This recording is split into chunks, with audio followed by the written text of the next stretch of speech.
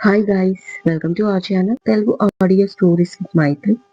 నా ఛానల్ని ఎవరైనా ఫస్ట్ టైం చూస్తున్నట్టయితే తప్పకుండా లైక్ చేయండి, షేర్ చేయండి అండ్ సబ్స్క్రైబ్ చేసుకోండి. This Lakkamamba part 118. ఇక లేట్ చేయకుండా స్టోరీలోకి వెళ్ళిపోదాం. నో, బోలెడంత ఉంది బావా అంది లక్కీ. మరి ఇంకేంటి అడిగాడు శౌర్య బయటి నుంచి. సిగ్గు అంది రాగం తీస్తూ లక్కీ. అబ్బో, అది ఆడవాళ్ళకుంటది కదా అన్నాడు. ఇక కోపంగా డోర్ దగ్గరికి వచ్చి వద్దు అన్నాను కదా అంటూ అరిచింది లక్కీ.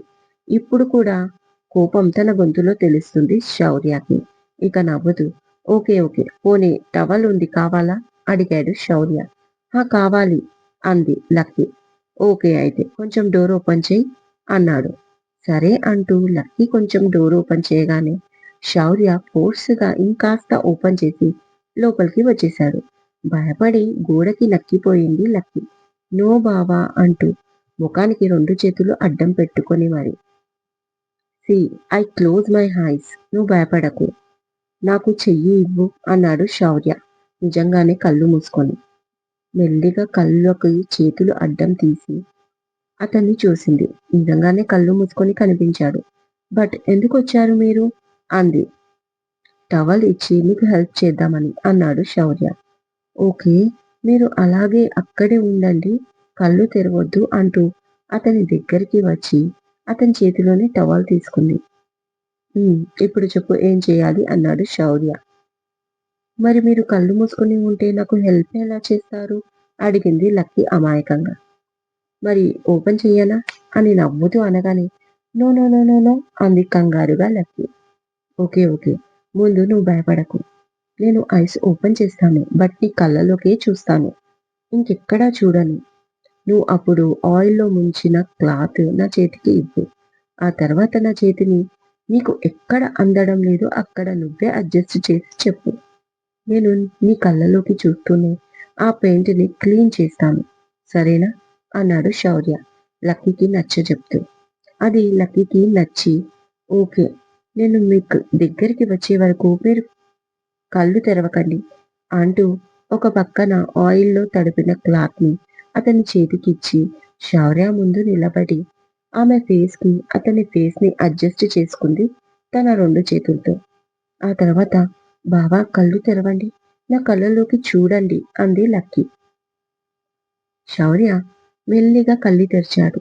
కంగారు కనిపిస్తున్న లక్కీ కళ్ళు కనిపించాయి. నవ్వుతూ చూసి ఎక్కడా అని అడిగాడు శౌర్య. మీ రైట్ హ్యాండ్ అలాగే నా వీపు వెనక భాగంలో పెట్టండి, నేను చెప్తాను అంటుంది. ఓకే అంటూ తన కళ్ళలోకి చూస్తూ ఏమాత్రం కళ్ళు తిప్పకుండానే తన రైట్ హ్యాండ్ని ఆమె వీపు వెనక భాగం పెట్టాడు. మెల్లిగా అతని చేతిని కొంచెం కొంచెం పైకి అంది. ఎక్కడైతే పెయింట్ అంటుకుందో అక్కడ. అతను మెల్లిగా తుడవడంతో అదే పొజిషన్ అంటుంది కంగారు పడుతూ. అతను ఆమె కళ్ళలోకి చూస్తూనే ఉన్నాడు, ఎటూ చూడడు. ఇక చాలాసేపు ఒకరి కళ్ళల్లోకి ఒకరు చూస్తూ ఉండిపోయారు. శౌర్య క్లీన్ చేయడం కంప్లీట్ చేసి క్లాత్ చూడు అంటూ తన చేతికి ఇచ్చాడు.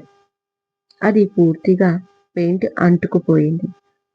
వచ్చేసింది బావా అంటుంది లక్కీ. ఇప్పుడు షవర్ తీసుకుంటావా, నేను వెళ్ళనా అన్నాడు ఆమె కళ్ళలోకి చూస్తూ. అంటూ కళ్ళు దించేసింది. బట్ అప్పుడే శౌర్య ఆమె పెదాలను తన పెదాలతో అందుకున్నాడు చాలా ఫోర్స్గా. ఎందుకో లక్కీని వదలాలి అనిపించలేదు అలా. అతడి చర్యకి ముందుగా షాక్ అయిన లక్కీ కళ్ళు గట్టిగా తెరిచి 2 సెకండ్లకి వెంటనే కళ్ళు మూసేసుకొని అతన్ని 2 చేతులతో చుట్టేసుకుంది. ఇక చాలా డీప్ సాగింది ఆ ముద్దు. ఎంతలా అంటే లక్కీ కూడా లీనమైపోయింది దానికి పూర్తిగా. కాసేపటికి అతను ఆమెని తన 2 చేతుల్లో లిఫ్ట్ చేసి షవర్ కిందికి తీసుకెళ్ళి షవర్ ఆన్ చేశాడు. అబ్బా బావ చల్లీళ్ళు, చలేస్తుంది నాకు అంటుంది ఈ లోకంలోకి వచ్చిన లక్కీ. ఏం కాదు, బయటికి వెళ్తే కాసేపు ఎండ తగులుతుంది, త్వరగా కాని అంటూ సోప్ అందించాడు. మీరు వెళ్ళండి అంటుంది లక్కీ ఇబ్బంది పడుతూ. ఎందుకు వెళ్ళాలి నేను? నీవన్నీ నేను చూడొచ్చు. నాకు ఆ రైట్ ఉంది అన్నాడు శౌర్య. పో బావా నాకు సిగ్గేస్తుంది అంటుంది లక్కీ.